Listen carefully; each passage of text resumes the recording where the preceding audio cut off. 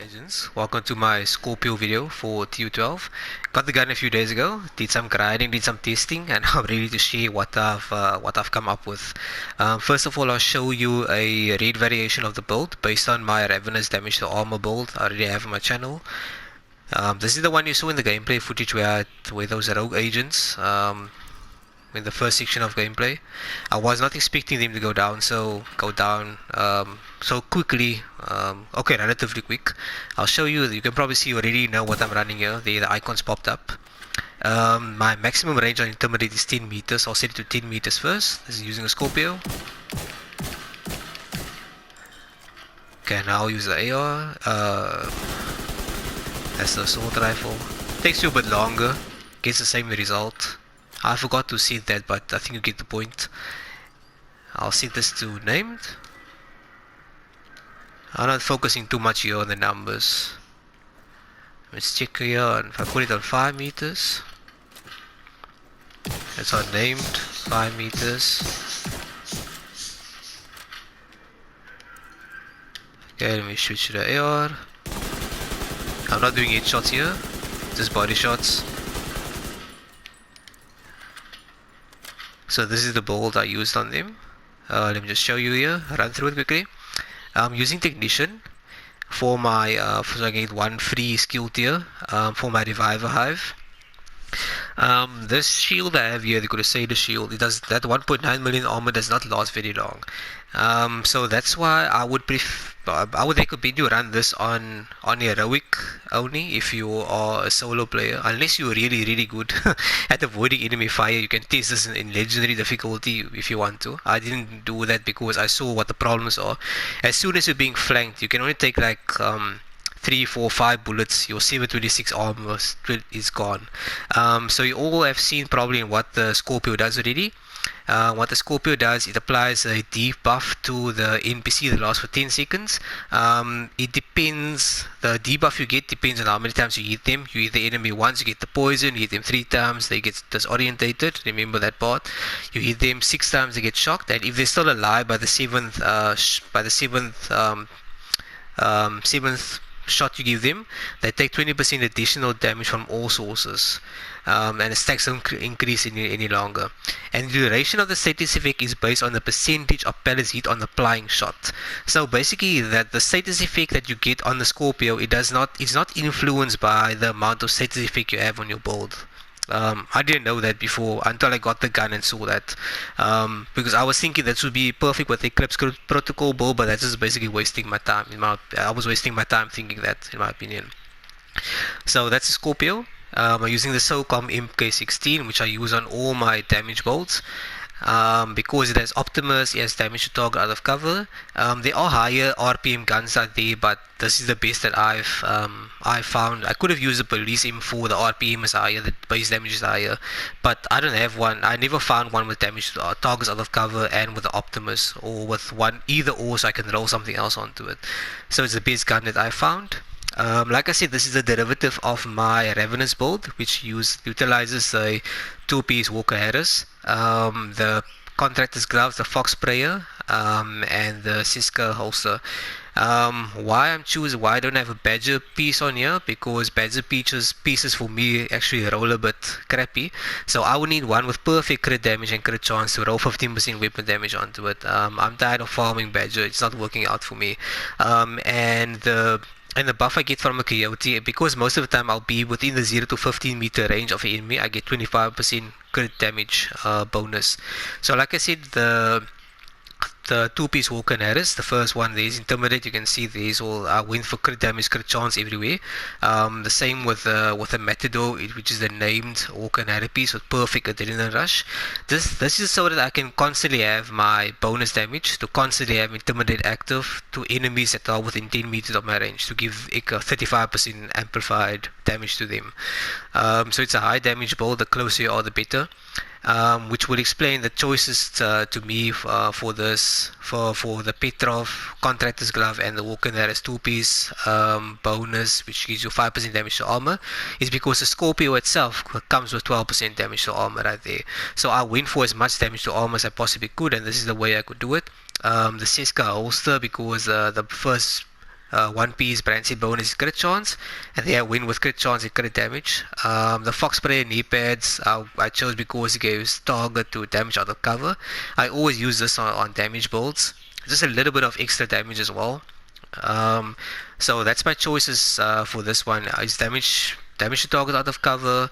There's my damage to targets out of cover on the AR. Your damage to armor pieces I have here that goes along with this.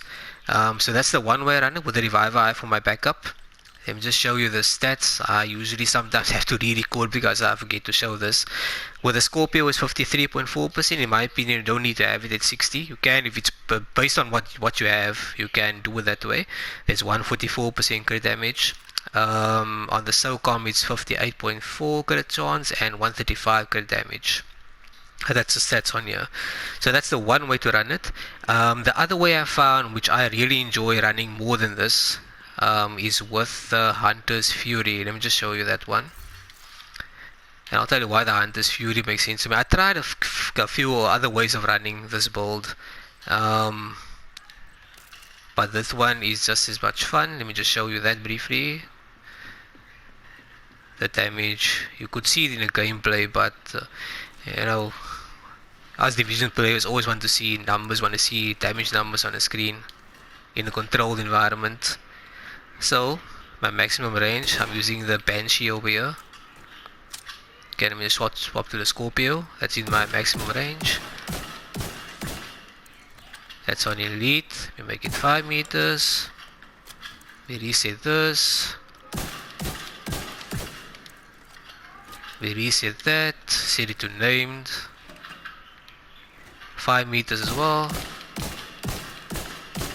That's what it does. That's what. Ugh, I didn't want to change that. We put it back to named. Oops, my bad.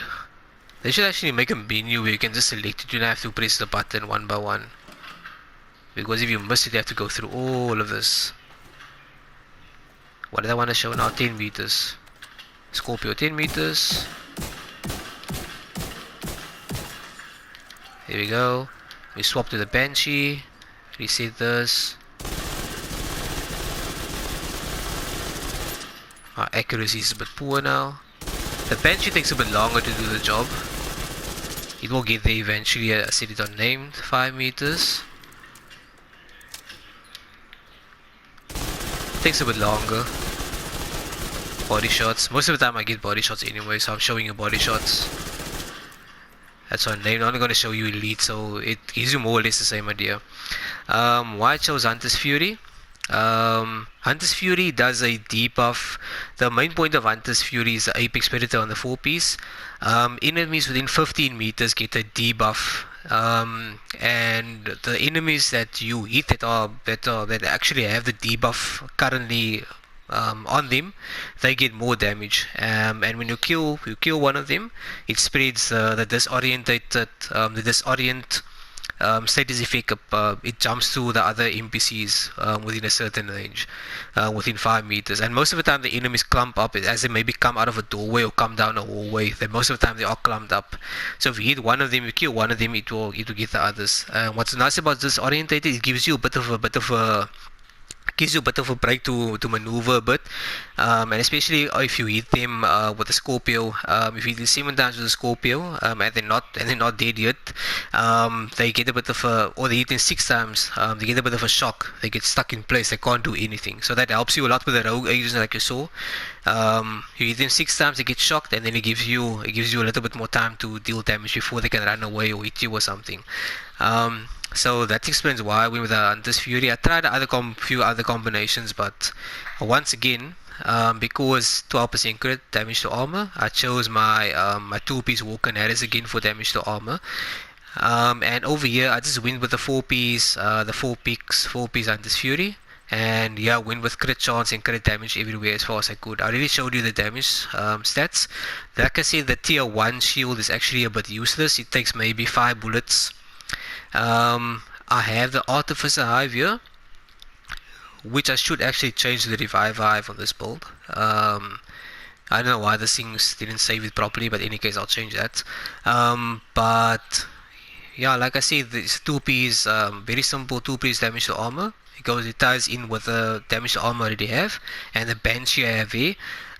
You could actually use an MP5 or MP7, or you could use a Vector, but this is the best that I could have the how can I say the best SMG that I could find, one that I like. That swap speed I would actually like to be something else. But this is the closest because the talent on here was a really crappy one. I can't remember. I think it was a Ranger, which is the one I got on here.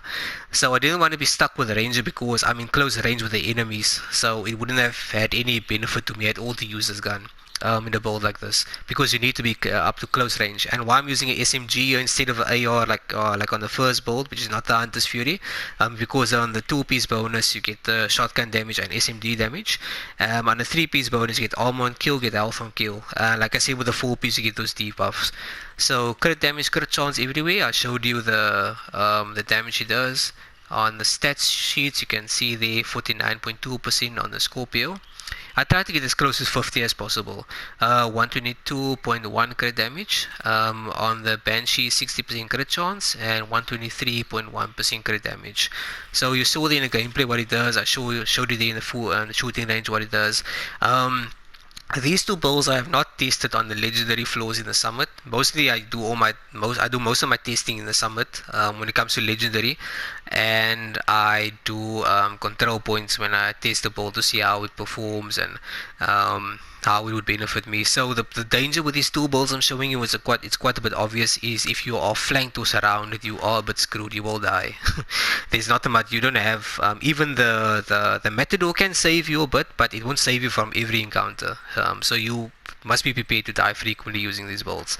Not much armor in here. But yeah, I'll put up a other variations of Scorpio builds I have, but I'll catch you guys in those videos. Cheers.